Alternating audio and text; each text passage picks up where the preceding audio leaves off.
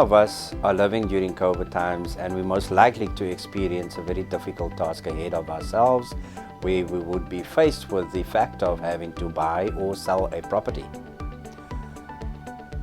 You are watching the Fazlo Show. I'm your host Fazluddin Abrams, and today's topic will be certainly about buying and selling properties. The first aspect that we need to look at and we need to be realistic about is that the payment holiday which the bank has provided us is been a godsend or a blessing in disguise, and we've managed to resuscitate ourselves to a certain point. The question is, how long will that last? When will the bank says enough, no more payment holiday, you need to pay? And the likely answer for that would be after lockdown, and as we are venturing into level 3 on the 1st of June, we will see many millions of people in South Africa returning back to work. However, the reality is they still have to recover from the backlog, the debt that they managed to build up during the month when the lockdown started, and also the month thereafter and the months to come. And the obvious answer is that many people will be faced with having to sell their property. And as you sell a property, there will be a buyer. The question is, will we have sufficient buyers? So in terms of supply and demand, we will have an influx of supply, but we would have limited demands because people will be losing their jobs. People will be out of a job, no more employment, no more income, no one to purchase a property. But there will be some of us who will be fortunate enough to have secured employment. Either they'll be working for government, they'll be working for corporate, and they will be in a fortunate position to still continue purchasing properties. So the aspect of buying and selling a property, we would be looking at a seller, because you need a seller to sell a property, and you need a purchaser who is a person who is prepared to purchase the property at a particular price. Those are the parties. Now the parties can be either a single individual, it could be a joint couple who are married in community of property, and it could be a company or even a trust. And a company and a trust is what we call a juristic person, whereas individuals, natural persons. Next, we look at the property of which are being sold. Now, we understand that a property could simply be a full title, and that is what you have an earth with a building on it, and it's not a sectional title. In other words, it's not a property which belongs to a scheme. It's a property, a full title as we know it, or as we call it, and that particular property you find in your normal residential areas. It has 4 boundary holes, a front, a rear, a left and a right, and there's a building on that piece of plot. A sectional title is usually a property that is located in a sectional title scheme. And then you also have a property located in a building, which is also usually a sectional title unit, an apartment. So these are the 3 different type of residential properties that you will be see going on the market pretty soon. And we know the obvious reasons for selling is because of them not being able to meet their obligations where their home loans are concerned, and they will be forced to sell because of them losing their job, or just trying to sell an investment property in order to create some sort of liquidity or money available for them to recover from the consequences of COVID-19 and the effect it has on many of people out there. The next topic we would be looking at is the price. So how is the price affected during COVID times? And I think the natural effect that a pandemic has on society or a price of a property would be that it could decrease the value of properties. Why? And the answer is simple. You would be looking at an influx of people who would want to sell a property. in order to recover from the consequences of the pandemic or the economic effect that the pandemic had on society. However, on the other side, you would have a reduced amount of purchasers standing in line. Why? Because most of them have lost their jobs and they are not able to purchase a property. So with an increase in supply and a decrease in demand, the obvious result would be a decrease in price. Next, I'd like to discuss the aspect of risk. So if one intends on purchasing a property, when is it transferred over to you as the purchaser? And the answer is simple. It's when you occupy the premises and it's in the offer to purchase, in other words, the sale agreement, that a risk will transfer to you when you take early occupation. Alternatively, a risk will be transferred over to you as a purchaser as soon as the property registers into your name. So what you need to be careful of is, in the event of taking early occupation, in other words, when you occupy the premises before the property registers onto your name, you would automatically, if the contract stipulates it, you would become liable for anything that goes wrong with the property. For example, if a neighbor or someone in the road decides to throw a stone into your window and it breaks, you would be responsible to fix that particular window. If anything should happen with electrical fault and the property burns down, or a portion of the property burns down, you would be responsible for fixing the property or rectifying that electrical fault as well as the damage. Now, therefore, it's important when you do take early occupation of the property that you ensure that there is insurance over the property to cover any risk that may occur, or damage that may occur. However, if you do not take early occupation, then the risk remains that of the seller until the property registers into your name. So that deals with the risk issue. The next issue I'd like to discuss that people need to be careful of and make sure that it's in the contract is the rental aspect. So in other words, occupational rent. And what I'll explain to you is simple, that when you take early occupation, in other words, when you occupy the premises before it registers into your name, you would ultimately be responsible to pay early occupational rent. And that rental is usually a calculation based on market-related prices. And in practice, it's usually 1% of the purchase price or less. In other words, if you purchase a property for R1 million or R2 million, for example, then your occupational rent usually would be in the range of 15,000 up to 18,000 Rand. As on a purchase price of 2 million, you would look at 20,000 Rand. That's 1%. But in order to make it realistic in terms of market-related prices or market-related values for occupational rent, then you would be paying an estimate of about 15,000 to 18,000 Rand as occupational rent. So how is that paid? By the purchaser before registration.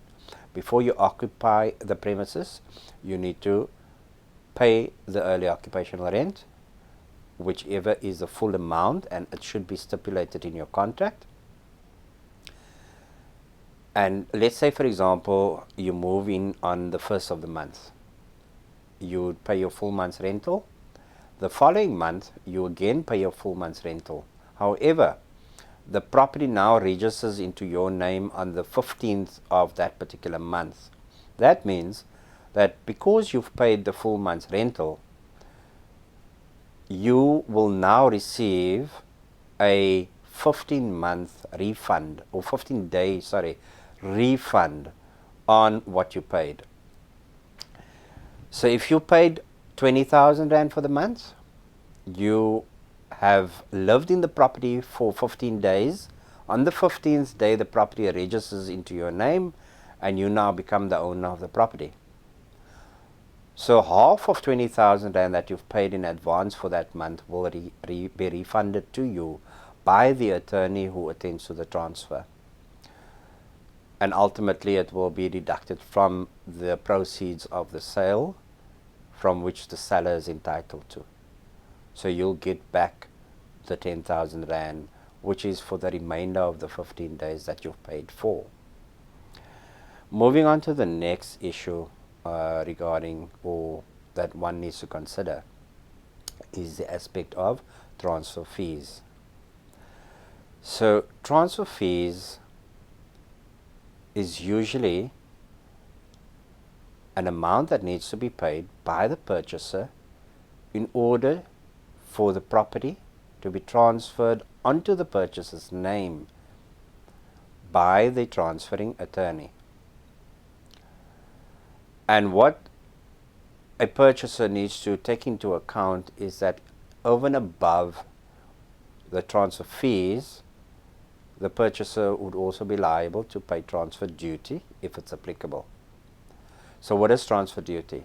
Transfer duty is a tax that the government charge a purchaser in the event of them becoming an owner, and they have decided to exempt a purchaser from paying transfer duty where the value of the property is 950,000 rand. And every few years that particular amount increases. Before, for example, it used to be at 250,000 rand, then from there it went up to 500,000, and then all of a sudden it was up to 950.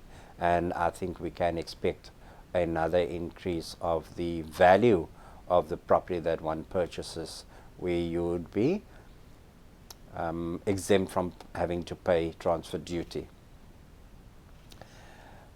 Bond registration costs is what a purchaser would also be liable to pay, simply because if the purchaser applies for a home loan in order to purchase this particular property, then that purchaser would have to pay for the services of registering a bond in the deeds office, and that bond that is registered in the deeds office over the property is what the bank uses as collateral and says that you cannot resell this property, you cannot do with this property as if it is your own property without notifying me as the bank. So if you are to resell the property, you need to notify the bank that you are about to resell the property in order for that property to be transferred over to the new owner. And in essence, what it means that the bank will always be notified when you attempt to transfer or resell the property. That is where you have a home loan in order to purchase the property and the bond is being registered. So the two fees you are looking at is transfer fees and bond registration costs. And in addition to transfer fees, you also look at the transfer duty if the property is of a particular value. Also, one needs to look out for is when you purchase a property, before that particular property is transferred into your name, it is the seller's responsibility to provide the purchaser with what we call a certificate of compliance. So what is a certificate of compliance? It is a certificate which confirms that the property condition complies with the regulations that is prescribed in the law. And the three different type of certificates that needs to be issued by the seller to the purchaser before the property registers into the purchaser's name is a plumbing compliance certificate, and that speaks to the fact that all plumbing in the property complies with the local government regulations. So there's no leaks on the taps, all gutters and plumbing is according to regulation and it's fitted, it's fixed. There is no water running into the sewage drain or running water running into the sewer pipes, and that creates issues for government, certainly. And therefore, when you purchase a property, ensure that you will receive your plumbing compliance certificate. Another certificate would be that of an electrical compliance certificate, and that certificate confirms that an inspection was made in the property. All electrical fittings, plugs, lights and switches are above board. It complies with the regulation, including the DB board, which is what your main circuit breakers are fitted in. And there's an earth leakage on the earth itself, the property, that needs to be in compliance with the regulation. So all that is provided by an electrical inspector, a person who's qualified electrician. They will do an inspection on the property, and once they are satisfied that all the lights, fittings, plugs and electrical breakers are compliant, they will issue that certificate. If it's not, they will do the necessary repairs, and the seller will be responsible to foot that bill to ensure that you, the purchaser, receives that compliance certificate. And lastly, the final certificate that is required would be that of a beetle certificate. And what is a beetle certificate? A beetle certificate is ultimately an inspection that is done in the roof, where they confirm the trusses, the wood, in other words, that holds up the roof, the tiles, if it's corrugated sheeting, then the wood which supports the sheeting or the roof itself are not infected with border beetles. Because if it is infected with border beetles and it eats the wood to a point where the roof may collapse, then you'll have an extremely expensive task on your hand. And therefore, that particular certificate is rather important to receive when purchasing a property. Whether the certificate is also required, you'll find a particular property, usually the ones that has been built many years ago, the ones with the wooden floors in. And when you view a property with wooden floors and you see holes in the wood, then you need to know that there are usually border beetles in the wood. It's infested and it eats up the wood, and you may end up with quite an expensive task to have it fixed. From my experience or knowledge, the fumigation alone, where there are beetles present in wood, usually ranges between 5,000 and 15,000 rand. So it's a very expensive affair. Then I'd like to speak about breach of contract. So what is breach of contract? Firstly, for a seller has a responsibility to ensure that they sign the transfer documents. They have the responsibility to ensure they issue the purchaser with the certificate of compliances, which I spoke about earlier. And the purchaser would have the responsibility to ensure that they sign the transfer documents, they pay the transfer fees, they sign the bond registration documents, and they pay the attorney the bond registration fees. If any of those responsibilities are not adhered to or not carried out, that is what we consider a breach of contract. And usually the contract will stipulate that the buyer or the seller, whoever's in breach, needs to be given notice to say that they are in breach, and they need to be given a particular amount of days. And in practice, it's between 7 and 10 days, where the one party informs the other party that you are now in breach and you have 7 days to rectify the breach. And what happens after the breach, though? So if the party fails to rectify the breach of contract, then the person giving notice of the breach has the right to cancel the contract and claim for damages. And that is usually where you find disputes between parties, buyer and seller.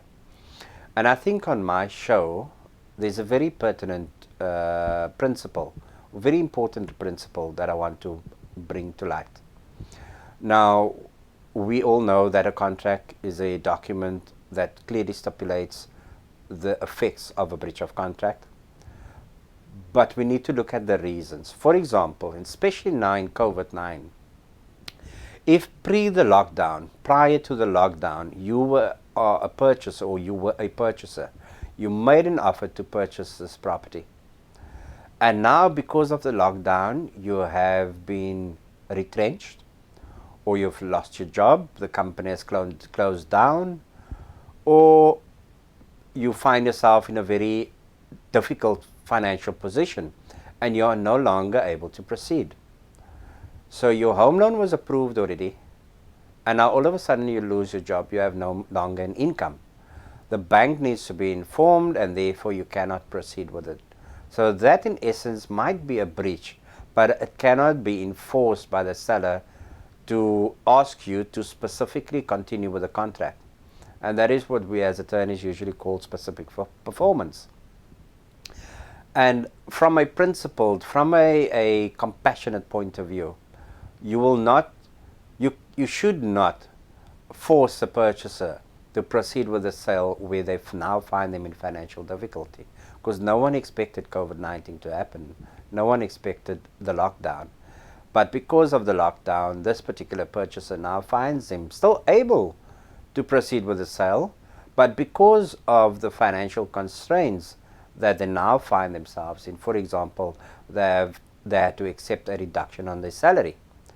They are no longer in a position to, based on principle, afford to continue with the sale. Now, you as a seller might have the right to force them to continue, but is it the principal thing to do?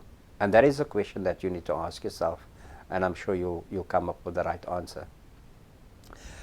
So I'm going to move on to the next particular topic, and that is fixtures. And what we find many a times where people buy and sell property, they tend to remove a built-in stove. Why? Because the built-in stove was fitted by the late husband, or it was fitted by the son, so it has sentimental value. So I think the point that I need to make clear right now is that if it's a fixture, if it's fitted like a fitted stove, then it's part of the property and it cannot be removed. And I've seen many people end up where the purchaser eventually moves into the new purchase home, and they find that the stove they believed was theirs as they purchased it and it was fixed is now no longer there. But the seller has moved out. The stove is gone. What happens now? How does the purchaser recover that loss from the seller, especially where the seller has most probably been forced to sell the property as a result of foreclosure, and there's no profits for the seller out, and the seller's got no money. He's got the stove. He has a stove. And then you come to the question of, is it economically viable then to proceed with legal action? And that is a question that we would ask you. Is it economically viable? Are you going to spend 15,000 Rand or 10,000 Rand on legal fees in order to recover a stove with 5,000 Rand? And the answer is certainly not. But if it's a Russell Hobb or a very expensive stove, then certainly you have to weigh up the options and ask a question. And as we're heading towards the close of, towards the end of the episode, I just want to touch on two very important points, one being commission, and then finally the special conditions. Now, there are many other factors that do come into play, but that we'll leave for another episode, especially when it comes to buying and selling properties in COVID-19 period. So just to touch on commission. Now, once you've determined that you want to sell a property, you procure the services of an estate agent, and it's important that you, during that consultation with the estate agent, agree on the percentage of commission that the estate agent will be charging you. If you do not agree, then you might end up having a legal battle at the end of the transaction. So as you vacate the premises, as the property registers into the buyer's name, you would be sitting with a question mark on how much is this estate agent charging me for providing me the services of procuring a purchaser. Another aspect you need to consider would be on, is the agent VAT registered or not? Now, when the attorney, the transferring attorney, finally registers the property into the buyer's name. At that particular point is where the attorney is then obligated to pay everyone who has been involved in the transaction. So firstly, you met with the estate agent, so that estate agent commission needs to be paid out to the estate agent on the registration of transfer. Secondly, the inspectors, the construction workers who has inspected the property in order to issue the certificate of compliance, they would be waiting for their monies, as they've agreed to do the repairs and be paid on the day when the property registers into the purchaser's name. And then there would be maybe some advances that you've taken, which we call bridging finance, and that particular bridging company would have to be paid.